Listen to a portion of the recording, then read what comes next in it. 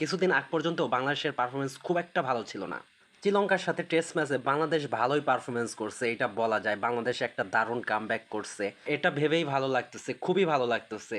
গতকালকে বাংলাদেশ যখন টেস্ট ম্যাচটা শুরু করলো, আপনি ওপেনিং পার্টনারশিপ দেখেন, ওয়ান ডাউন পার্টনারশিপ দেখেন, মানে খুব একটা যে সুবিধা বা জোৎসই কিছু করতে পারছে তা কিন্তু পারে নাই। এরপরে পিজে আসলো বাংলাদেশের ক্যাপ্টেন নাজমুল হোসেন শান্ত, সে ভালোই একটা ফাইট দিচ্ছে। তার সাথে বাংলাদেশের সবচেয়ে এক্সপিরিয়েন্স প্লেয়ার এই মুহূর্তে মুশফিকুর রহিম, সেও অসাধারণ পারফরমেন্স করছে। লিটন দাসের ব্যাটিংয়ের ধার মোটামুটি ফিরে আসছে। সে যদি সেঞ্চুরিটা পাইতো তাহলে ভাল লাগতো, এর জন্য সেঞ্চুরি পাইলো না।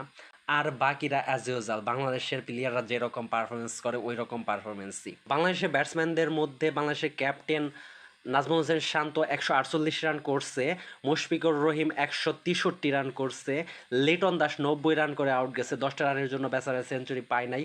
এটা আমাদেরও জন্য যেরকম আফসোস, তার জন্যও এটা একটা আফসোস।